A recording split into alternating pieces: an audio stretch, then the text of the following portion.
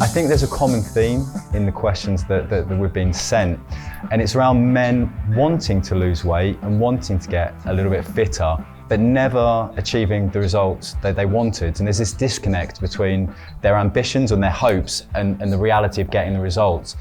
So why do you think it is that so many men want to lose weight, yet so few ever really accomplish the results they set out for? You've started off with a very simple question, haven't you? Always. Where to start? It's a universal question that plagues everyone. This is not just a male-female thing. To keep it in tune with men tend to be more delusional about what they can do. Testosterone makes us feel invincible. And as we age and our testosterone goes, we become more aware of our own mortality and we become more modest in our goals. If you're a 21-year-old looking to lose 20 pounds, you somehow fool yourself and think you can lose it in 2 weeks. So that's the specific male condition. Of course, I'm generalizing grotesquely, but ultimately, you have to match your ambitions to your work ethic and to your commitment, which is, by the way, is a universal maxim, right, for anything in life. But anything in life. You want to succeed in anything. You want to write a book. You want to get to edit a big magazine. You want to build a body. You want to build a business. You want to have a successful relationship with your partner, with your children. You've got to put the hard yards in. So I think that's what I thought you were going to say, if I'm totally honest. It's the disconnect between wanting 100% of the result, but maybe only putting 20% of the effort in, because you only have to look around commercial gyms and there's a lot of guys who may be training fairly regularly, but their bodies never change shape. So is it a lack of knowledge in what they should be doing? Is it a lack of application, of execution? Where do you think that if there is a common shortfall, is it simply a lack of effort put to make those changes? Somebody's written lazy and a lack of discipline. That's with some people. It's with some people. We're all lazy. If you say lazy and a lack of discipline, people will go, hey, it's more complicated than that. Of course it's more complicated than that. But at the end of the day, we're all inherently lazy. When you see the stairs or you see the escalator, what do you take? Right? Not a lot of us go, I'm going to get some extra steps in. I've just got off a long flight. I've just got off a long train journey. I'm going to take the steps. I'm going to go the escalator. People take the line of least resistance. So we take the line of least resistance. It's not, but and you've got to own it. And if you call yourself lazy, sure, we're all lazy from time to time. There's no problem with that. Someone's got someone else written, a lot aren't educated. We need to see these comments. Can you see that? A lot aren't educated. No, they're not educated. People are not educated and people are fooled. They're fooled by the magazines. They're fooled by the fitness industry. They're fooled by the books that are going to come out in the next month or two, selling you the secret diet.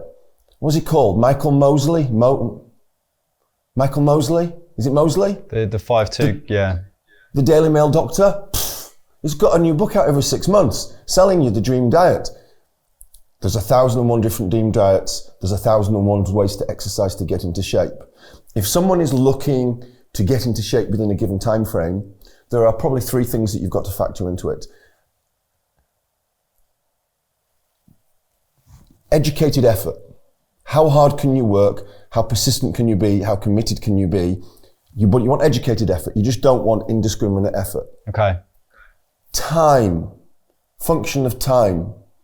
Success in anything is a function of time unless you're looking to be lucky. No one wants to just ride their luck. And then the third thing that people really don't want to hear about is genetics. It's genetics. If you take the apex of physical transformation, being bodybuilding is a beauty contest, and how you're put together is down to your parents. It's down to muscle insertions, muscle bellies, joints, bone structure, those kind of things. You can't change that. Obviously, that's your area of expertise, but I guess if we're going back towards the average Joe, right? The average man on the street who maybe is a bit tired, he's overweight, he notices his belly is growing. What what are the key things that most people are doing wrong is my point. Because I think so many men, for whatever reason where they get the information, it's quite tempting to fixate on, you need to be doing this. And if you're not doing this, nothing's going to work. Because everyone fixates because everyone wants the quick fix. Right. They want the fad. They buy the book. They buy the workout app. They do the new program. They do the new group exercise.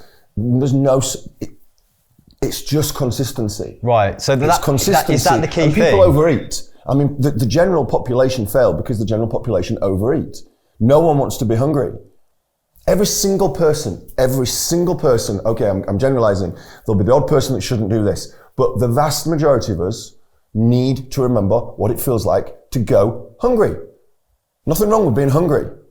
Natural human condition, good for us. There's all these things, if you go hungry for long enough, fasting, you've got this thing called autophagy that cleans up the bad cells in your body. It's good for you. It's good to feel a little bit of hunger. It's good to go to bed a little bit hungry, but we don't want that. I don't want that. I don't like that. I like going to bed with a full stomach. But these are bad things and these are not how we're designed. So it's a mindset of saying to yourself, I'm going to go in, and what goes into my body has to be processed by my body. And if you think about that, if you have an expensive car, most people I know with expensive cars, they've got two or three choices of petrol, right, of gas. And if it's a really expensive car, they go for the premium. I go for the premium with my cars. I have no idea why, by the way. I just know it's premium. I may be just getting sold. When it comes to our bodies, where we can, in general, a little bit of what we like, a little bit of bad stuff isn't the end of the world, but in general, you put the best stuff in and then you get the best stuff out. And the mindset that we need to have is, I'm putting this in and my body has to handle whatever I'm putting in. So if I'm drinking water, this is going to aid my bodily processes. But if I drink a Coke, it's not. It's going to put a little bit of stress on. And again, a little bit of stress, no problem. But over time, the problems accumulate.